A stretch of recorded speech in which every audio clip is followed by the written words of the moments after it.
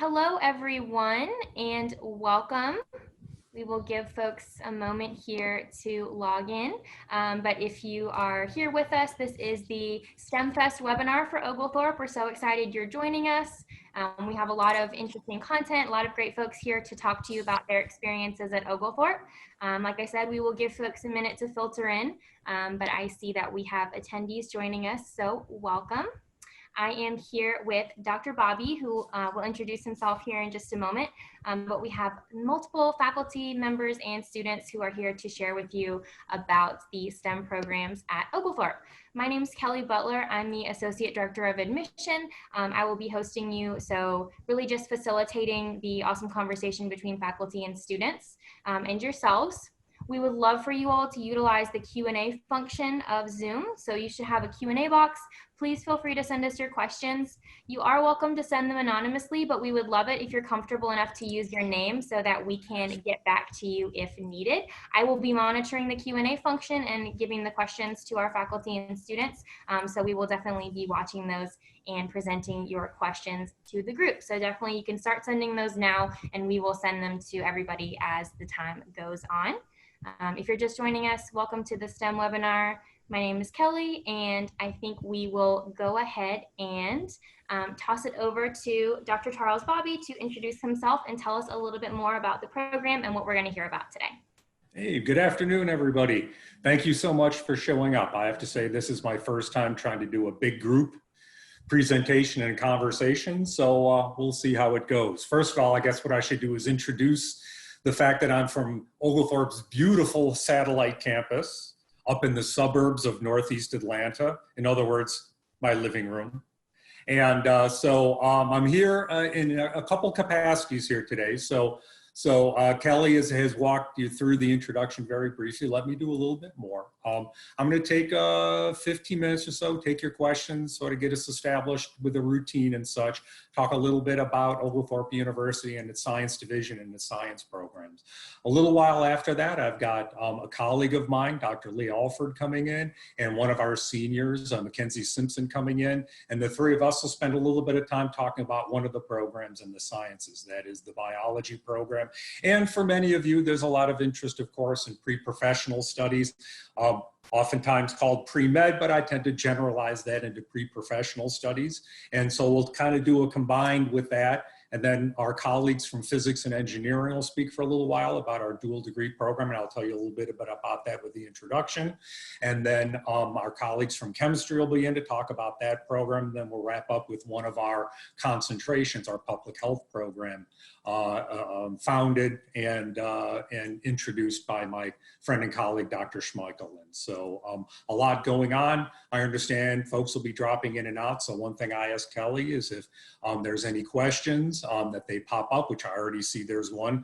Unfortunately, to focus on the computer, I have a hard time focusing on the writing, but I got that. So, okay, and so I can address that question as we get into the biology side of things here. But first, let me start with the science division in general. The science division at Oglethorpe University is probably one of the biggest divisions in the university, but we are a liberal arts university. And so what does a liberal arts mean? Well, the liberal arts means that what we do is couched within the larger goals of a liberal arts education. And as far as a student goes, that experience includes our core program. And so as you're investigating Oglethorpe University, I would strongly encourage you to learn a little bit about our unique and very dynamic and very high achieving core program. We complement what happens in the core program, and but we are a science division. And so we offer majors within the traditional sciences here. So our majors include biology, chemistry, physics, and dual degree engineering. And so my goal here in the first few minutes is to talk a little bit about those programs, but also to talk a little bit more about the sciences in the context of the liberal arts, and more importantly, I think within the context of Atlanta itself. And so if you're interested and you're investigating liberal arts universities, there's many to choose from, many big, many that claim to be liberal arts institutions that in fact are traditional liberal arts universities to varying degrees. Oglethorpe, if you've done your homework, you'll see is a small university, I think by any estimate. I think currently we have somewhere around 1,300 students, which for some universities, there's dorms bigger than that. And so what are the advantages of a small university? Well, I think there's several. One is our relatively small class sizes and the fact that you get to know your faculty and your colleagues much better than I think you do in a larger institution. And so I've been on the faculty here at Oglethorpe now. This is my 24th year. I'm the senior member of the biology department. I'm also the chair of the science division. So I supervise curricula and the faculty associated with all of those majors programs that I talked about and introduced a moment ago. In addition, we also have concentrations, which, well, actually, let me talk about minors next. Our minors include environmental studies and let's see here. And then all of our majors have minors. And in addition, we also have a concentration in public health. And so we offer a pretty wide variety of courses, certainly a wide variety of courses in majors relative to our size. The one question with respect to small university has to do with the issue about course offerings. And so the one thing I think it's really important to point out is that the overwhelming majority of our science students, whether immediately upon graduation or after some lag time, inevitably do expect to spend time working on some sort of advanced certification, a degree, some sort of program, be it a certification. I was just interacting with an alum who's an EMT, or going on to a PhD program, or a post-baccalaureate professional program. All of those courses we serve with our undergraduate majors. And so with respect to the course offerings and the foundation that we provide here in the sciences, we cover our bases very, very well, certainly relative to our size. And so if you're interested in pre-med studies, and I already see a question about pre-med, we can address that maybe after this introduction. But our pre-med studies program positions our students very well for programs that are for students who are interested in medicine, nursing, physical therapy, dentistry, those kinds of things. Our dual degree engineering program is a program where students spend time and get a bachelor's degree from Oglethorpe, and then they go on to do master's work at one of our partner schools. And the same thing holds true with our physics program. Our students go on to education, go on to graduate school, go on to a number of tracks. So our curriculum here is very much structured to provide a broad and very sound foundation. In terms of what we do here and how we do it, it's been really interesting in my experience, because I've been now in the business to varying degrees now about 30 years. I know that seems like a lot, it feels like a lot. And, but I've seen a lot of changes in the nature of education. When I first started, particularly my own undergraduate experience, was very much about content. And I had one of my friends and colleagues approach me after an event somewhat like this a little while ago, say, she had a father walk up to her and say, you know what? Everything my son needs to know is right here. And I sat and thought about that for a minute, and she thought about that a little minute, and she thought much more quickly about that. But you know, all the content in science is available online. And if you have the right access, even for example, with all the COVID-19 stuff going on, you can get cutting edge research from the International Journal of Science called Nature. You can get it hot off the presses. But what we are about, and what about modern scientific pedagogy is about the process of science. How do we go from a challenge like COVID-19 to walking in a lab, asking a pointed question, understanding what's known about that with the scientific literature, turning that literature and our natural curiosity into a question, into a scientific question, and execute an experiment that tells us something meaningful about the answer to that question. That is not something that you can get from one of these. And so science education, good science education anywhere, and I will put Oglethorpe science education up against anybody, is about what we call inquiry, is about our ability to take an interesting question, turn that into science, and find the answer. And so this notion of inquiry-based experimentation, inquiry-based training weaves all through our curriculum here.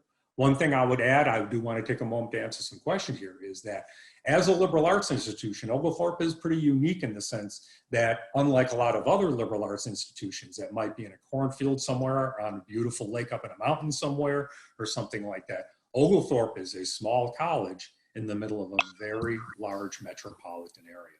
That metropolitan area offers amazing opportunities for collaborative research, inquiry-based research, internships, volunteer work, all the things that help build that resume that complements and adds to what's happening in the classroom. And so when I had the opportunity to come to Oglethorpe, I did not know Atlanta, and I've watched, even in the time that I've been in Atlanta, the opportunities grow exponentially for students to experience and get that kind of experience that complements your undergraduate research, that then builds and prepares you for that next step.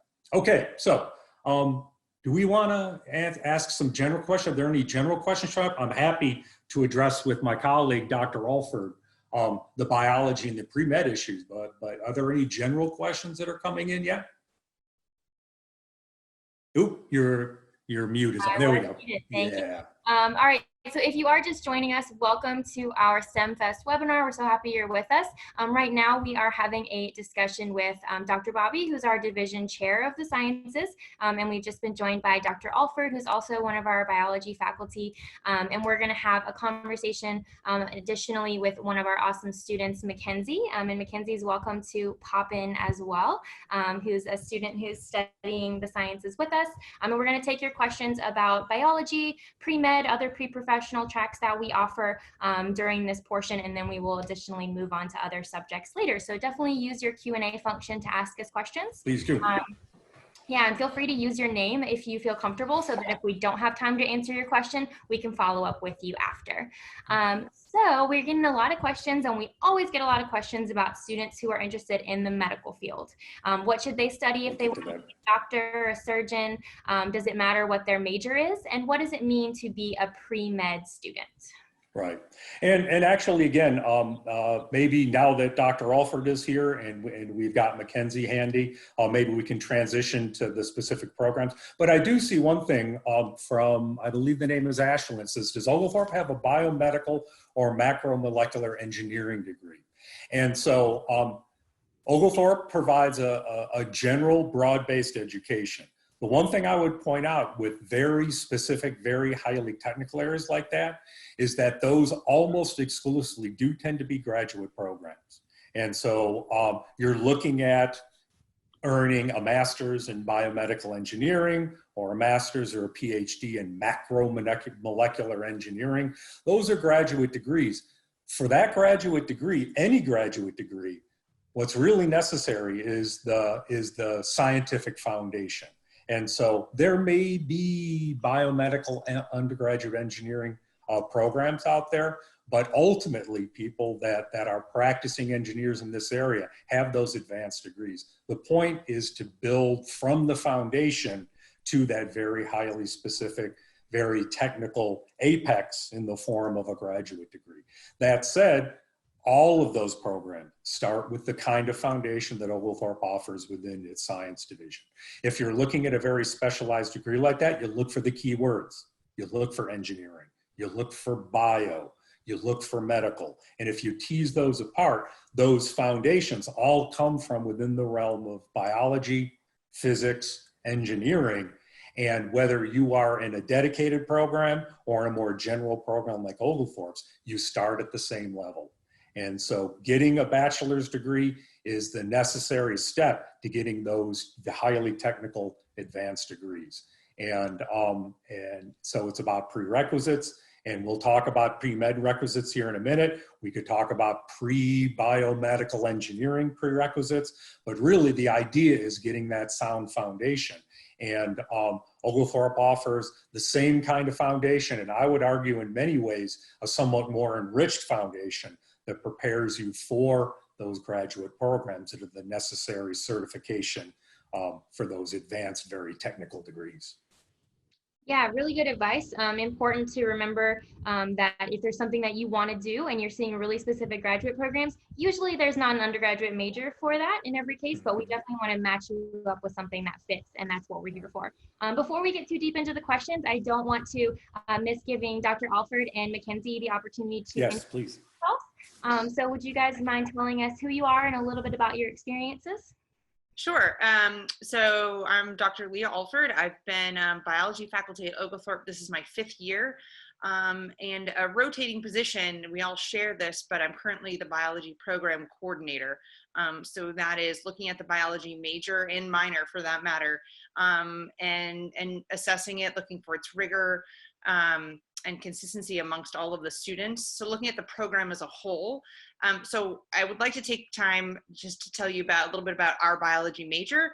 And I want Mackenzie to introduce herself, and then I want, after I introduce kind of a bit about our major, I'd love to hear what Mackenzie has to say in response to that's what my major has been like. Yeah, so my name is Mackenzie Simpson. I am a graduating biology major with a minor, or not a minor, public health concentration. I am pre-med, so I can answer a lot of the pre-med questions that are popping up once we get later down that road. Yeah. Great. So, because I do know that there's quite a bit of prospective students who are interested in the health professions. I will say that, as Dr. Baube mentioned, that we do have a more generalized, broad biology major. Now, to go into graduate programs or medical school, a lot of times you can major in a variety of different subjects and a variety of different disciplines. It's specific courses that programs are going to want to be looking for to make sure that you've had in your curriculum to prepare you for whatever that graduate program may be. So for example, you can be a history major and go to medical school. You just have to make sure that when they say they want 2 semesters of biology and 2 semesters of organic chemistry, that you do fulfill those requirements. Okay. Admittedly, the biology major aligns pretty well with the prereqs for a lot of graduate programs and medical programs. So if you stick to the biology major, I think that's going to align with a lot of what you're going to want to be looking for course-wise in preparing yourself for professional health programs specifically. So I think a couple of the strong points about our curriculum, without going into the nitty gritty, but just to share with you, and this is consistent across the discipline, I will say that. One is that we do have a broad biology major. So when it comes to elective courses, once you do your introductory and your intermediate foundational courses, we have our electives sorted into, we call them bins. That's our jargony term for, all of our molecular and cell biology, microbiology electives we have in one bin. We have our organismal animal behavior in another bin, and we have environmental and ecology in this 3rd bin. And you are required as a biology major to dip into all of these bins. Okay, so for better or for worse, you will get ecology and physiology and biochemistry out of your biology degree at Oglethorpe. I think that can be really advantageous for students because we also emphasize the second part I would say is a scientific method and inquiry and asking questions and doing experiments, which are really translational skills to any profession. I think that getting that content across a variety of biology subdisciplines and then getting the skills on experimentation is a strong thing that I think is unique to the Oglethorpe biology degree. I want to give Mackenzie a moment to just respond to I maybe had to take bio classes that I would prefer not to, and what you got out of that. Yeah. Yeah, so the program is really broad in that you will dip your toes into a little bit of everything. But I will say for all of the pre-med or potentially pre-med students, that is what you need when you begin studying for the MCAT. I have my MCAT books right here.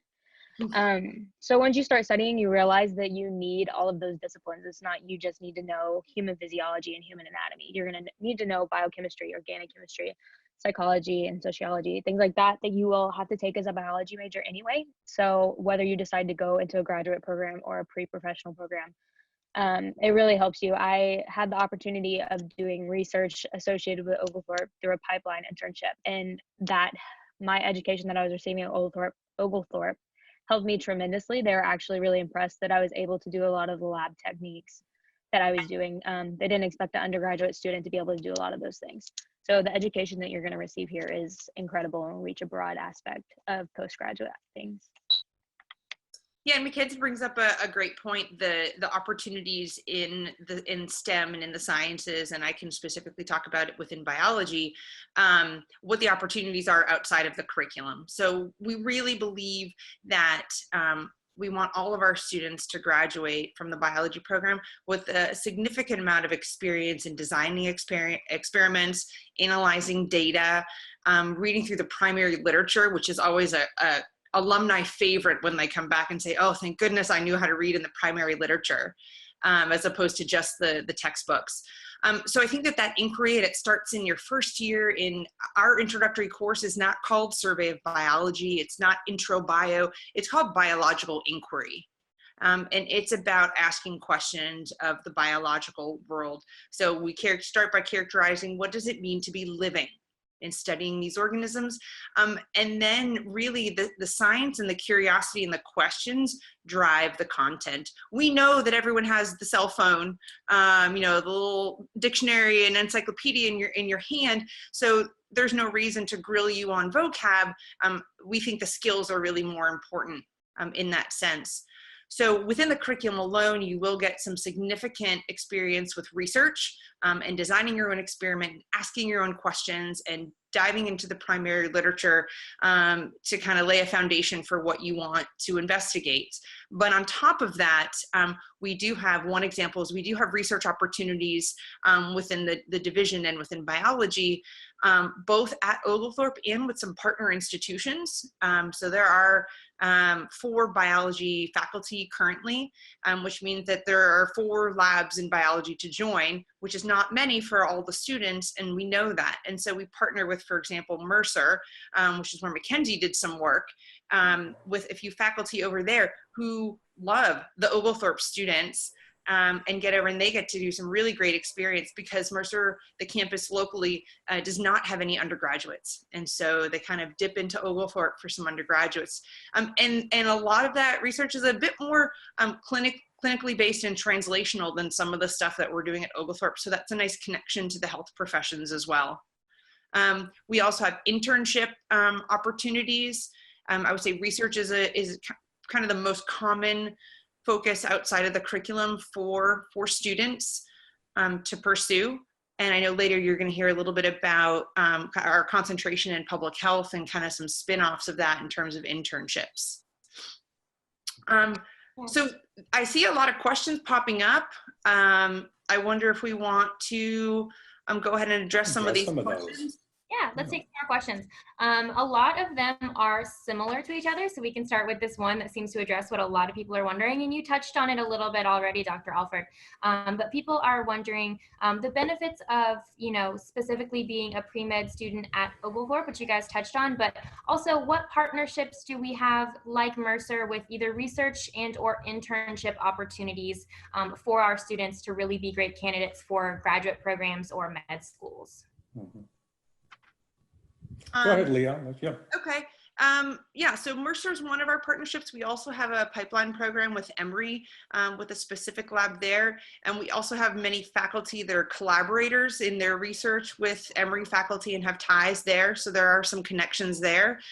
Those are kind of our formalized relationships in terms of research, but we are aware that our students want to pursue research. Summer is an ideal time to do it. There are a lot of what the NSF calls the REUs, the research experience for undergraduates, summer programs that multiple institutions will host. And we make sure to flyers and posters and let all of our advisees know about all these programs, write recommendation letters, help you write the cover letter, and make you not only aware of the opportunities that are outside of Oglethorpe, whether formally or informally connected, and then also to help you actually get into some of these programs because they can be really competitive. Yeah, I think one thing that I should have touched on earlier is that as a high schooler and as a college student, you have an academic advisor, there's counselors. At Oglethorpe, those counselors, those academic advisors, once you become a sophomore, are one of us, one of your professors in your major. And so we're tapped into what's going on in the city. We're tapped into we're tapped into opportunities. And when and as we get to know you as an advisee and as a student, we keep our ear to the ground for those kinds of opportunities. And so we get unsolicited requests for, I need a technician to test to do water quality testing up on the northeast side of town. That was one that happened to hit my inbox a few days ago. And so we match students with opportunities. And so we've got the formal opportunities like Mercer, like Emory, the big institutions around town, but there are other opportunities, both internship and research, available around town. Again, I think that's a small university leveraging being in a big city and all the opportunities there are. So actually, Mackenzie, if you want to talk a little bit how you ended up, it was the Canal Lab, right? You were in the Canal Lab? Yeah. So how did you end up there, and what kind of work did you do there? So I saw a flyer posted outside the bathroom in Goslin. That was our old science building. And it was like Mercer OU Pipeline Scholarship. And I was like, okay, that sounds cool. I'll apply. I didn't really know anything about it, but I applied anyway. And I ended up getting into a lab at Mercer College of Pharmacy, which is a graduate research lab. And we were doing discovery research on different drugs that tested Fragile X syndrome, or they treated the symptoms of Fragile X syndrome. So it was a really awesome experience. And then from there, I transferred to a transdermal discovery lab. They found out that I wanted to go to med school for dermatology. So they transferred me to a derm lab, which was super cool. And it provided me a lot of insight to dermatology that I did not know about. But yeah, it was an awesome experience. And with regard to your preparation as a pre-med, do you think that was a waste of your time, or do you think that helped build the credentials for your medical school application? It definitely helped build my credentials. I know that when I was in the Canal Lab, we were talking about PCR and genetic stuff that you guys will learn about. And they were so impressed that I could answer some of the questions. And I was like, I'm in Dr. Schmeichel's genetics class right now. I really don't have any idea what's going on, but I can answer your questions. So they were super impressed by that. And then once I've started studying for the MCAT in preparation to apply to med school, I'm rereading all this material. And I'm like, oh, I know this. I don't have to focus so much on this because I already know what's happening, which is really, really exciting, because when you start studying for the MCAT, you're going to realize that it is very hard. But it sounds like I was just going to say that, Mackenzie, it really sounds like in studying for the MCAT that you had this epiphany of how much you learned. Isn't it great being a senior? Yeah. Oh yeah. I look back and I'm like, wow, this class wasn't as hard if I would have just applied myself. Yeah, and Mackenzie, actually, this is an issue that I think thinking again about the pre-med stuff that has come up before. And with my cell phone point I made, is that we're not only about the content, but also about the process of discovery, about being confident, about using tools, using the primary literature to help guide asking and answering. But there is the issue about content. And many people believe that the MCAT is a big, content-heavy exam. Do you think the experiences you had with your coursework, that you needed additional work for prep for an MCAT to do well on the MCAT? I mean, how did our curriculum mash with your MCAT experiences? I would say that almost everything I'm reading in my MCAT books, I've learned in class, which is crazy to me because I started studying my junior year, so I still had a couple classes that I hadn't taken yet. And there were some concepts that I didn't know, but now that I'm starting to restudy and getting ready to apply to med school in the fall, I am just kind of like dumbfounded that I know all this information in the back of my head that I didn't think that I knew. Going back to learning the concepts and stuff in class, something that I really appreciated about our program was that everything that you learned in class, you got to see in lab. And that's something that really solidified the information for me. I know that a lot of pre-med majors are going to be like, we don't have a human anatomy class, which I flipped out to when I first came in. But then I took Dr. Bobby's comparative anatomy class, which you dissect organisms, a wide range of organisms. It's an awesome class. You need to take it. And it was really cool to see how like I could translate this is a muscle on a cat dissection to this is the muscle on me. And you'll see that when you start studying for other things, or when you start to see those overlap between classes, that the curriculum is awesome and that it's preparing you for whatever you intend to do after you graduate. Okay, because I think the bigger point here is that a lot of students are interested in pre-professional studies. So they're interested in dental school, they're interested in occupational therapy, dentistry, of course, med school is a big one. And in fact, Georgia is a wonderful state to consider going to medical school, because per capita, we have a very high concentration of medical schools. We in fact have 5 medical programs in the state, crisscrossing all the way from right around the corner from my house here up in Suwanee, the Philadelphia College of Osteopathic Medicine, to way down in South Georgia in Moultrie, Georgia. And so it's a great state to be interested in pre-professional, pre-health studies. The question also always comes up about pre-med, about course of study. The one thing I want to be very emphatic about is we do not have a pre-med major here at Oglethorpe, but we have a foundational science education that, just like I talked about with macromolecular engineering, prepares you for that postgraduate study. The only thing you need to apply for medical school is a bachelor's degree. It could be in art history. It could be in mathematics. It could be in anything, a bachelor's degree and prerequisite courses. And so it can be a bit of a challenge to schedule out 4 years if you have a major outside of the sciences, getting those prerequisite courses. And so general chemistry, just like Mackenzie had spoken about, organic chemistry, molecular biology, biochemistry. A lot of schools require those courses, and so you need those courses. But any professional program, and if you ask the question about prerequisites, they say, all we want you to have is the foundation. We will teach you what you need to know. That's the point of a postgraduate education. And so our biology major is not tailored for pre-meds, but it complements very, very well what students need in terms of preparation and prerequisite courses for medical programs and all sorts of postgraduate programming. In addition, with medical schools, with pre-professional programs, there's some sort of standardized test. And so I wanted to give Mackenzie the opportunity to talk a little bit about her experience with the MCAT. There are other tests for other postgraduate disciplines with a slightly different focus, but they all sort of relate around foundational material, which is what our undergraduate curriculum is all about. And then finally, again, another reason why I love to bring Mackenzie into this conversation is that you do not get into medical school with a 4.0 and a 5.10 MCAT. You need all 3 elements. You need that experience, and research experience is solid gold for pre-health studies. And so Mackenzie is hitting on all cylinders right now. She's working on her MCAT. As long as she kicks butt on the MCAT, which I have no doubt about, she should be in an excellent position. And students who do all of those things, GPA, MCAT, experience, shadowing, volunteering, all of those kinds of experiences that a place like Atlanta is just loaded with, do very well.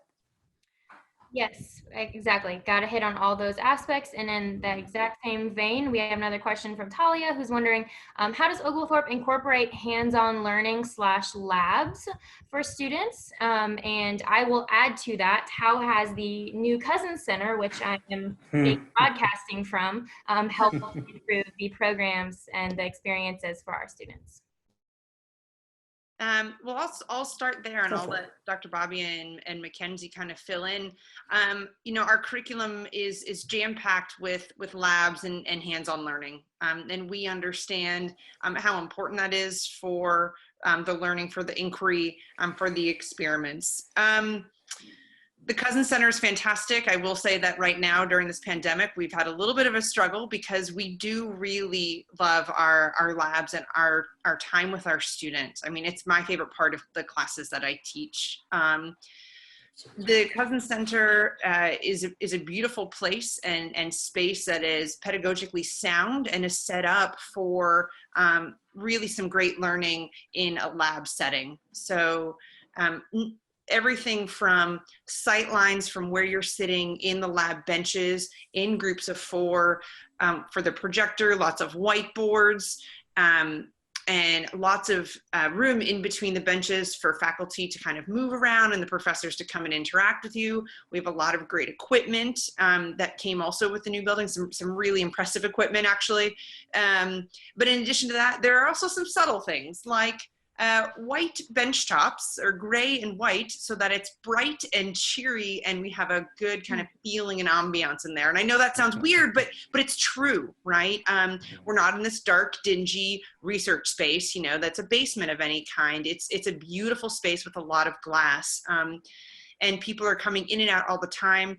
The study spaces, I think, are one of my personal favorite things that the Cousin Center has that our old Goslin, that Mackenzie remembers, did not have.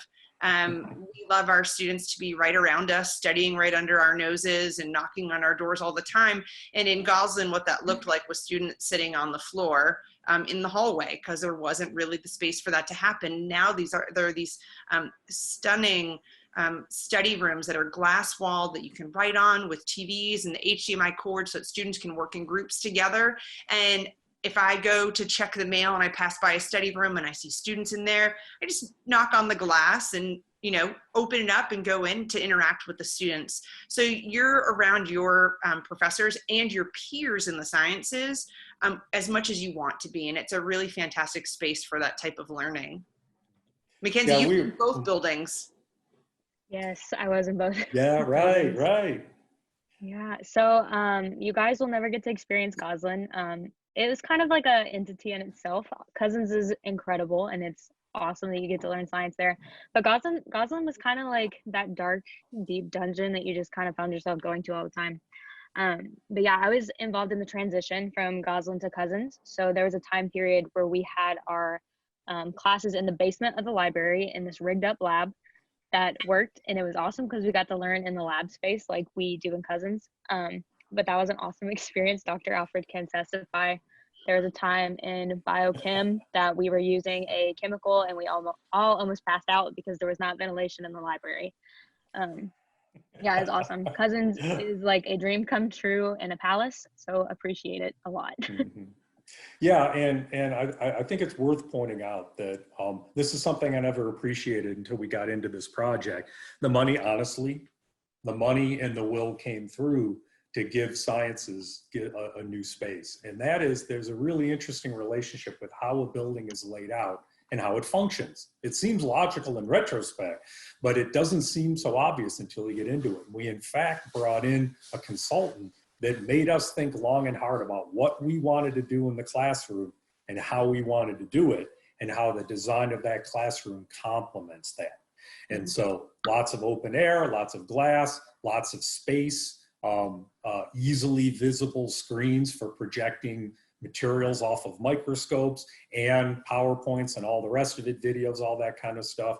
But we were very deliberate about the design of this building. And in fact, please, sooner rather than later, you will see that there are slightly different philosophies on how physics designed their floor and how biology designed their floor, and then how chemistry, how they designed their floor.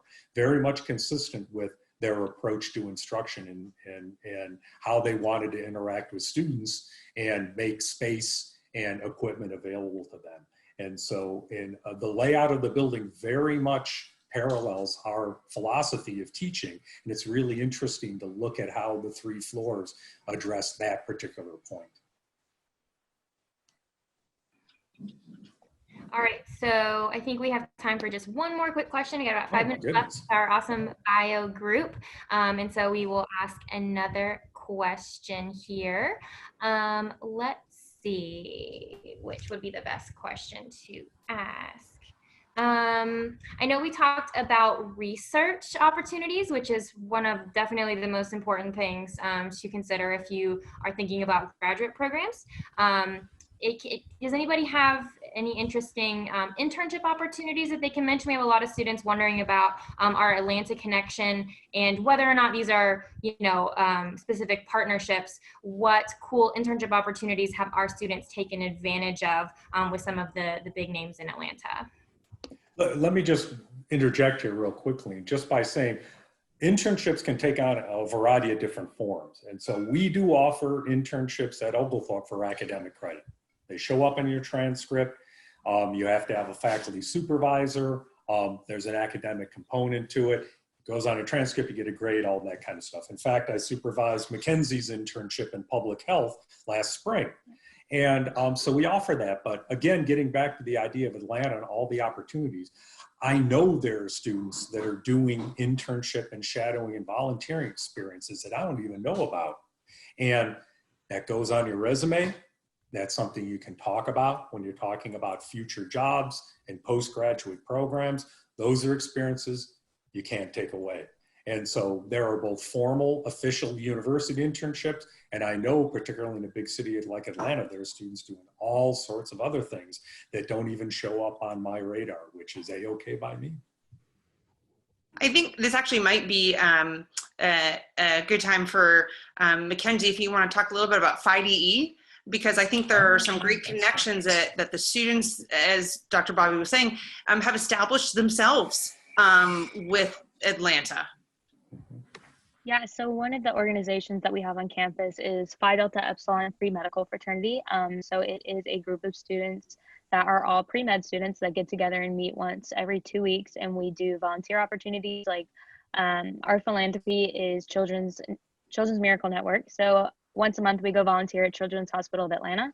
And then also through Phi Delta Epsilon, you're able to have those connections with doctors and pre-health professionals. We have several members that want to go into physical therapy. So while they don't fall under pre-med, they're still getting that experience with physical therapists that they need. I know that through Phi Delta Epsilon and the public health program, I was able to secure an internship with Peachtree Immediate Care, which is the clinic that is right beside Oglethorpe. They're an Emory Healthcare network of clinics that there's, I think, 55 clinics currently, and they're growing. So I secured an internship with them, and then after graduation, I'm starting a job as a medical assistant with them. So just being aware of those opportunities that are on campus and off campus is incredibly important. All right, that is super helpful. Do you guys have any last words, pieces of advice, anything you'd like to tell our interested biology and pre-professional students that are turning in before we say goodbye to you?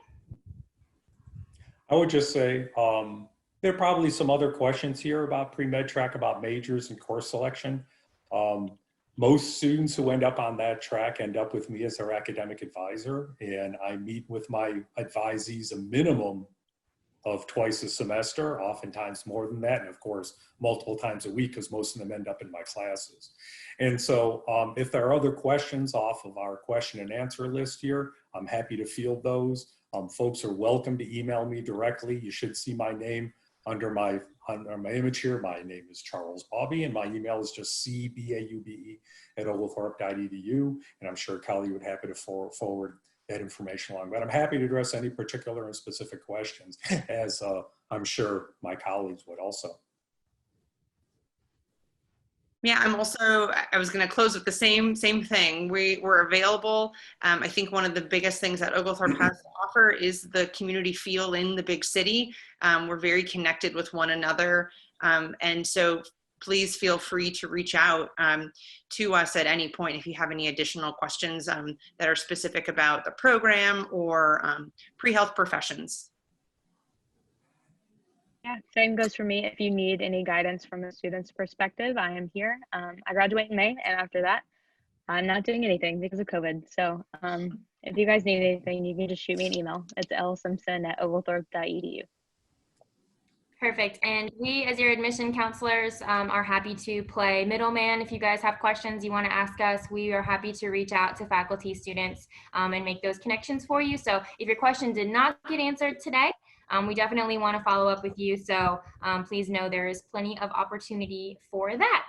But I want to thank you guys so much for speaking on behalf of the biology department. We really appreciate you, and we will definitely look forward to hearing more from you guys.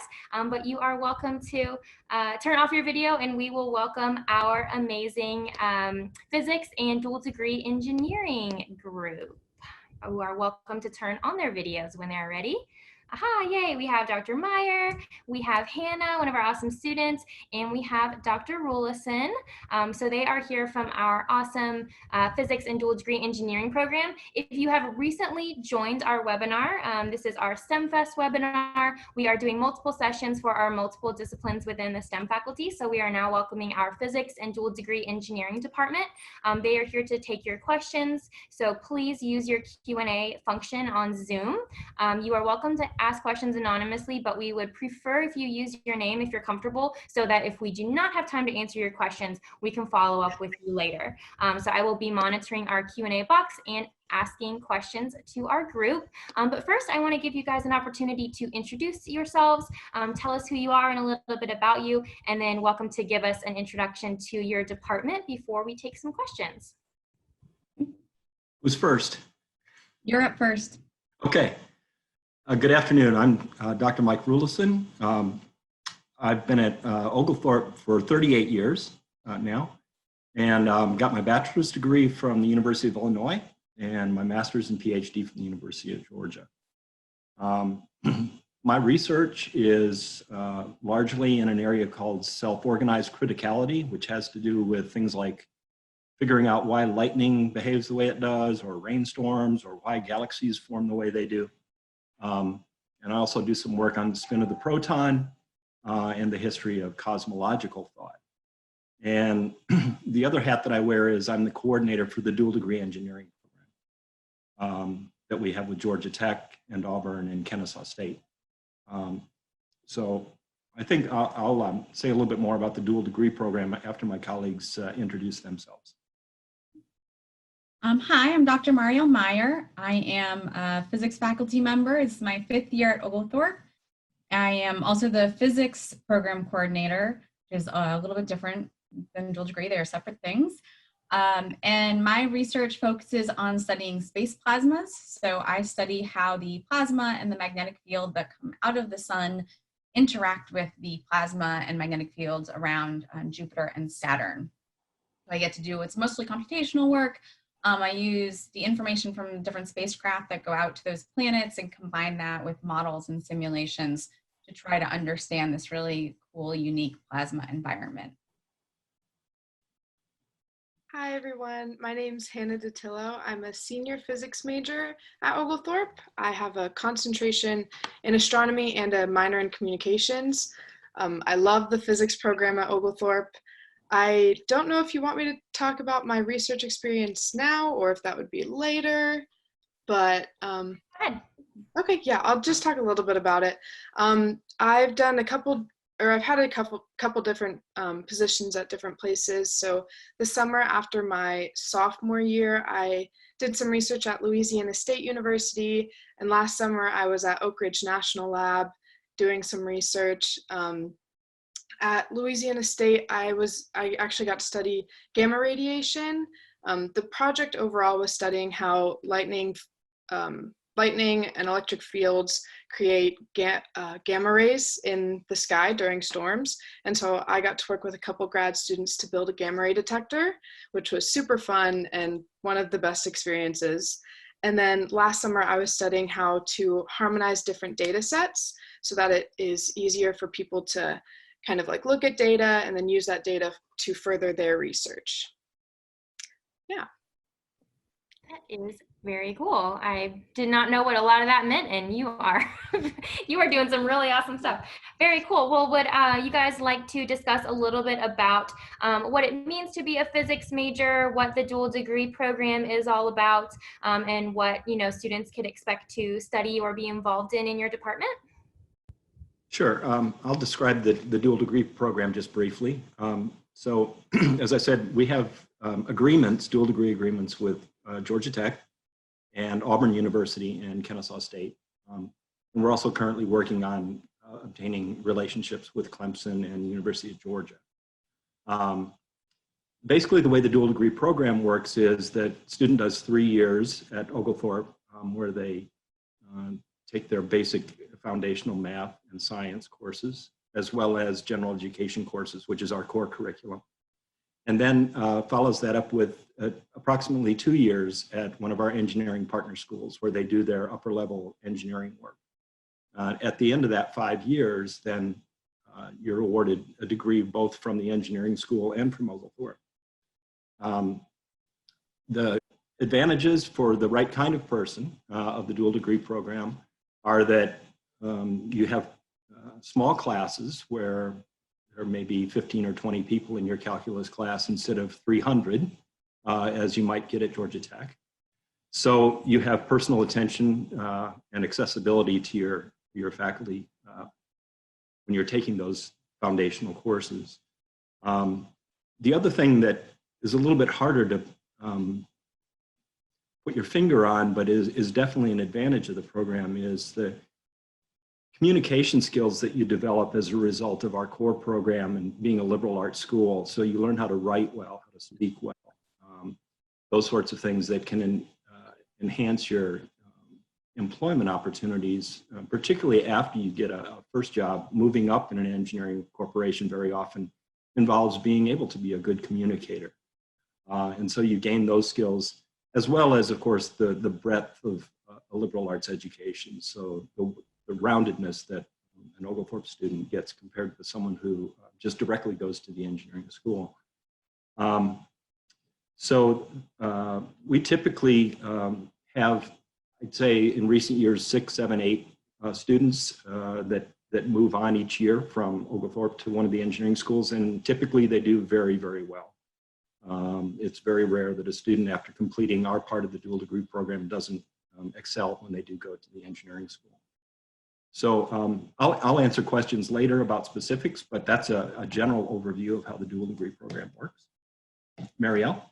Yeah, so the physics program at Oglethorpe has a lot of different tracks or avenues through it. So we have a BS in physics, which is kind of just a very broad physics background in all of your fundamental classes, your electricity and magnetism and thermodynamics and quantum mechanics. And that program is really going to give you a strong basis if you're interested in going to graduate school in physics or engineering. So we have students who complete that physics degree who want to go on in engineering and they think it makes more sense to do 4 years at Oglethorpe and then 2 years to get a master's rather than go through the dual degree program, which takes 5 years to get a bachelor's degree and sometimes longer. That general education program can then be modified slightly. So Hannah said that she has a concentration in astronomy, and so that's one way you can kind of tweak your studies at Oglethorpe and take a little bit more in astronomy, do some astronomy research, do some astronomy work in our advanced lab class, and still prepares you for graduate studies, but it just kind of focuses what you're doing a little bit differently. We also have another concentration or track that is all about computational physics. So then you would take a computational physics class and focus on that. So all of those are BS programs, and they all really prepare a student for graduate studies. I saw one student in the Q&A, somebody was asking about being an astronaut. And this is a pathway to being an astronaut. There are a whole bunch of other things that you need to have going on to be an astronaut, but certainly a physics degree is one way to become an astronaut. A physics degree is also a way to go to med school. Actually, we have a physics student this year who's graduating, who'll be attending Emory Medical School next year. And the way that he did that was he had his physics classes, but on top of that, he took the organic chemistry, he took the biology, and he got those requisite classes for med school. And I think that the medical school really liked his strong quantitative background in physics. In addition to the BS programs, we also have a BA. It's a BA in Physics and Liberal Studies. And so that program is more for students who might want to go into teaching physics at the high school level, or maybe they want to go into teaching science at the middle school level, or perhaps you're interested in working with nonprofit education organizations or nonprofit engineering organizations, but more as a consultant rather than technical role. And so that BA allows you to combine physics with another discipline. And so it's a new program. We're graduating the second student in that program this year. And both students who have completed the program have paired physics with business. And so the first student who completed that program went on to work at Tesla as an energy consultant. I don't know what that means exactly. And then the student who is graduating this year is interested in becoming a pilot. So there are, physics can drive you many different places. It's about doing what you enjoy in school and studying something that will challenge you. Yeah, that's really cool. I've learned a lot of career opportunities that can come out of being a physics major that I never would have thought. Hannah, I'm curious, what are your interests long term, and what you're planning or hoping to do in your future after you graduate? Honestly, I have so many interests and career ideas. I don't even know, but the cool thing that I did want to mention is that when I first came in as a freshman, I also didn't realize there were so many avenues that you can take with physics. I thought you could either go into research or be a professor, and I kind of thought that was it. But now I've talked to so many different people, and I've talked to Dr. Meier about different ideas, and honestly, I love the idea of being a pilot, of being an astronaut, maybe going into science policy. I didn't think I wanted to teach, but now I'm like, maybe I would love to be a professor. And the cool thing about that, especially going to Oglethorpe, was that now I know that there are so many different career paths I can take. Again, I don't know exactly what I want to go into yet, but that's what grad school's for, I think. And I think that's just the cool thing about Oglethorpe is, you can take all these different paths and avenues going to get where you want to go. You're not really limited to anything. And I just love that about physics, is you can kind of take what you learn as a physicist and apply it to so many different realms. Yeah, very cool. I like that you don't have to feel pinned down into one area. You have a lot of different avenues in front of you, and you're well prepared for all of them. So I think that's awesome. We have a question in the chat from Cameron, which is a question I have gotten before. So for some of our students who are doing dual enrollment as a high school student, and they've maybe already got some courses that they're bringing in for credit in math, science, other areas like that, can they shorten the time that it would take to do their degree? And if we can't answer that on a one-to-one basis, what does that process look like for students that are coming in with dual enrollment credit? Well, that certainly could shorten the dual degree program, yeah, depending on how much work the student brought in. Basically, the 3 years at Oglethorpe is sort of the minimum that's needed to do all the required coursework for someone who brings nothing in and starts from ground zero. So any sort of dual enrollment credit that could be brought in could definitely shorten that. And also could open up opportunities to take some additional courses, before transferring to the engineering school. So as far as the dual degree program, it definitely could shorten it. Same for a physics major as well, certainly. Yeah, one thing to keep in mind if you're interested in the dual degree program is that we do have a 96 credit hours at Oglethorpe requirement, a residency requirement, basically.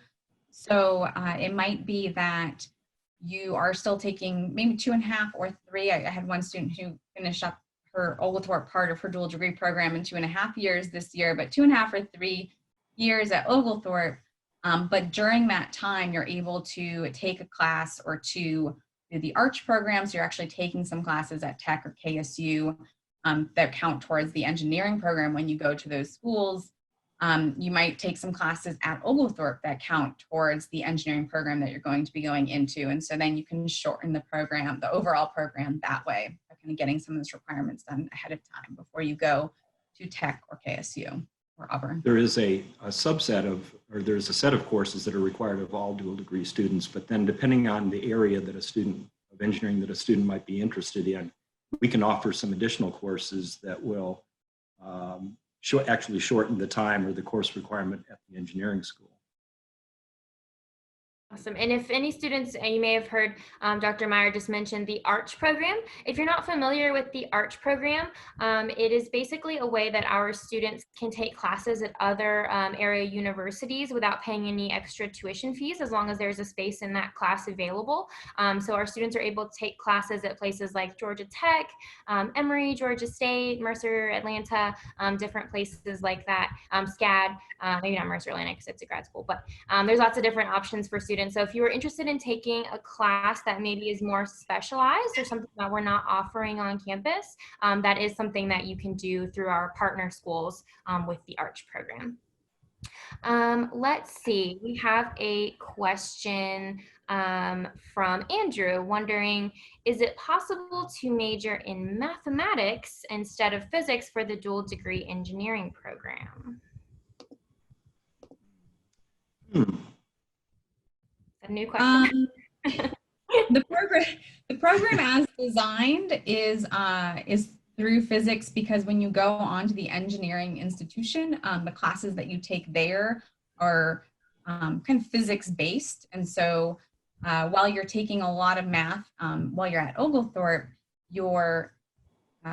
overall your course of study is more physics related than math related. However, we have a number of dual degree students who complete the math minor while doing the dual degree program, especially because with the math courses required of you at Oglethorpe, you really only need, I think it's 2 other, maybe even 1 other additional math class in order to complete the math minor. So many dual degree students do a math minor, but in order to do the math major, you would actually have to take all of the math classes that are part of the math major at Oglethorpe and then transfer to the partner school. So that wouldn't really make sense. You could also complete a math major at Oglethorpe and then go on to a master's program in engineering. That is certainly a possibility, and a strong possibility. It is the case that next to physics, math would be the next easiest major to complete. And because you do take a fair number of math courses, as Dr. Meier said, you could take some additional math courses here. And any math courses you take at the engineering school also could count toward the math major here. So I wouldn't want to say no, you definitely can't do that, but it's not the most direct route. Physics is definitely the most direct route. And because our partner schools require that you take the physics classes and the chemistry while you're at Oglethorpe, if you go to a partner school and you take the rest of your engineering classes, you will have completed the dual degree and program through the physics program at Oglethorpe. You might, if you take more math classes, complete a double major. That's a possibility. Mm-hmm. Okay, very cool. So some flexibility in terms of building your program, which is great. Always something that we want to offer our students with the small school. It's very easy to be flexible with you. In terms of the dual degree program, we always get questions about how students can be the best candidate to be accepted to the different partner schools. So what should a student be working towards? What do they need to keep in mind if their end goal is to be transitioning with the dual degree program? Well, the critical thing is the dual degree program, the difference between it and just simply transferring to an engineering school after doing some work here is that provided that you meet a certain minimum GPA, then you are guaranteed admission to the engineering school. And so the key thing is making sure to do well in your coursework. Keeping an eye on that GPA. As long as your GPA is above the minimum, you're guaranteed admission.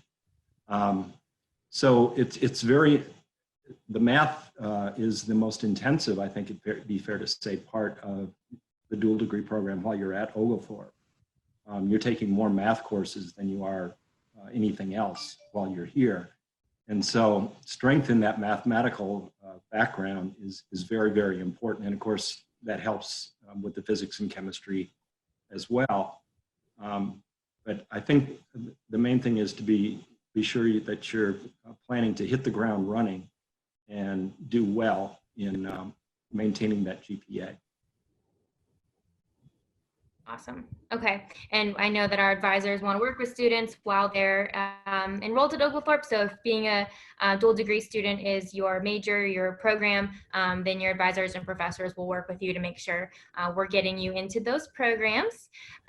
We have a question from Jamie. So Jamie says, I want to work for NASA, which I love that goal. Will the dual degree program help help me get there? If I do the dual degree program, is it possible for me to specialize my physics degree from OU in astrophysics or astronomy?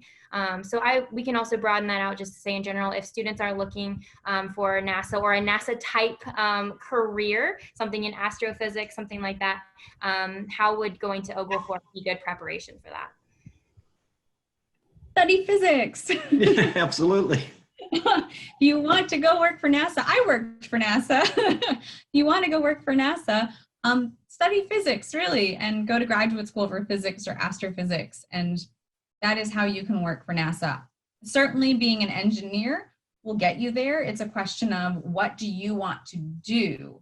Do you want to be building things or designing things, or do you want to be trying to answer science questions, right? Do you want to be thinking about the instrumentation that's involved or taking data from NASA's spacecraft and analyzing it? There are different ways to work for NASA. If you want to build things and design things, dual degree is the way to go. If you want to answer science questions, then be a physicist. And I think it would be the case that if you did do the dual degree, you still could take the courses to meet the astrophysics track requirement from Oglethorpe. Okay, so there's a couple of options. It sounds like from someone who has inside knowledge of NASA that physics is a great way to go. If you are interested in doing dual degree, you can complete the astrophysics program through that, but there may be some different avenues to look at if that is your ultimate goal. Cameron is also wondering, we mentioned GPA minimum for the partner schools.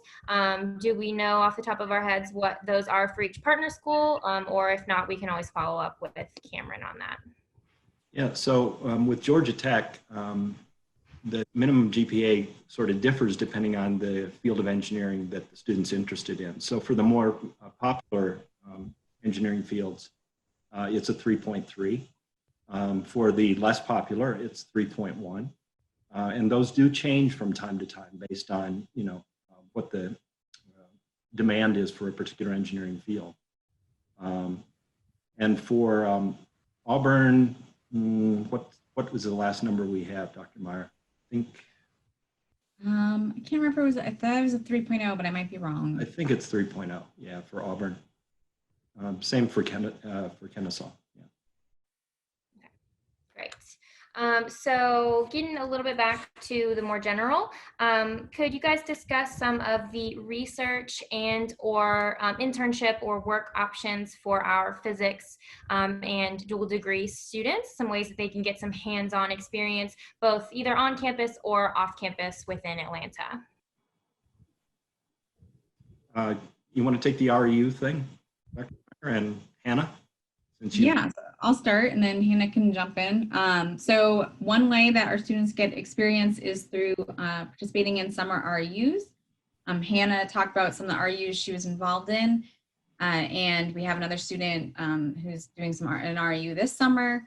So a summer REU is funded by the NSF, National Science Foundation, and these are programs all over the country that you apply to, and you go to an institution and you spend the summer doing research. They provide you with a stipend and you're on campus there, and they give you housing as well. And so we support our students by letting them know about these opportunities around the country, and of course by writing letters of recommendation, helping with their application materials as needed. And then in addition, there are some opportunities on campus. I talked a little bit about my research. I've had a student working in the past on that, and I'm always looking for more students to work with me who want to do some computational physics and space physics. And then this past fall, Hannah worked with me and several other students on an observational astronomy project. You want to tell them about that? Yeah, I don't know why I forgot to mention it earlier, but that was a really great opportunity, and it was on campus as well, which was really cool. But it was like an international effort, so we got to work with people all across the world on this research project. And basically what we wanted to do was we were studying a very specific type of star, and we were wanted to like use these different kinds of astronomy methods to find these characteristics of the star, and then use like basically use theory to compare what is out there in the literature already. But it was a really great opportunity. You get, if you do independent research like that, you get credit hours for it, and it you get like a grade on it. It can go towards your GPA, and it's just really good research experience in general. And then, like Dr. Meier explained really well, the REUs, those are also really good experience to have. I think just having a lot of different research experience is really important, especially if you do go to a small school like Oglethorpe. There are so many opportunities that you have to kind of, you know, have different experiences in researches and in research. So I, you know, was able to kind of like dip my toes into a bunch of different fields and disciplines and kind of see what I liked and what I didn't like. And I think that having different research opportunities kind of shows you what the research process looks like for a lot of different projects. And I think that's really important. When you do apply to grad school, you kind of can explain like, I know what the process looks like for all of these different projects. And I just think that's really useful, you know, when applying to jobs and grad school and just general. Yeah. Students very often, dual degree students particularly, do a fair number of internships. Usually they're during the summer because the course load is fairly intense to complete the 3-year program at Oglethorpe. But in the summer, very often we have students that will do internships with engineering related firms to get their feet wet in that sense. So those are available as well. Perfect. For anybody who doesn't know, what is an REU? What does that mean exactly? It's research experience for undergraduates. There you go. Perfect. Okay, so we are just about out of time with our amazing physics crew. Would anybody like to give a final word of advice or thought to students who are thinking they want to major in physics or one of the engineering dual degree programs? One thing I might mention is that in our new facility in the Cousins Center on the physics floor, particularly, we have a makerspace where students can do some hands-on stuff. So we have some machine tools, we have 3D printers, all sorts of things like that. And we encourage students to, you know, come up with ideas on their own that they want to try and use that makerspace to do that. My advice would be think about what you enjoy doing. Think about what you're good at, but also think about what you enjoy doing and what you kind of see for yourself doing in the future when you're trying to decide what you want to study, especially where with the dual degree program, you kind of have to make a decision about a career pretty early on. Just think, you know, learn what engineers do if that's what you're thinking about doing. Make sure you understand that and make sure that that's something that you want to be doing. Yeah, I would say the same thing. I really want to encourage students to seriously consider doing the physics program. I know when I first came in, and one of my really good friends who I've been in the physics program with since freshman year, he came in an engineering major set on doing the dual degree, which is excellent if you know for sure that's what you want to do. But if you don't know what you want to do, physics is an excellent program. And it can, if you end up wanting to do engineering, then you can do engineering with your physics degree. But the physics program here is wonderful. The professors are wonderful. So if you are not absolutely set on engineering, I would definitely encourage some students to think about doing physics instead. I'm sure there's a lot of collaboration, so hopefully if our students know they're interested in that type of work, they can come in and get a little bit of a taste of the physics options, the dual degree options, because we want you to be doing what you're good at, what you like, what's going to prepare you for the best thing. And we just want you to know there's lots of options beyond the small set of careers we've all heard of at this point in time. There's so many other opportunities. So yes, well, thank you so much for joining us, guys. We really appreciate it. If your question about dual degree engineering or physics was not answered, we are happy to follow up.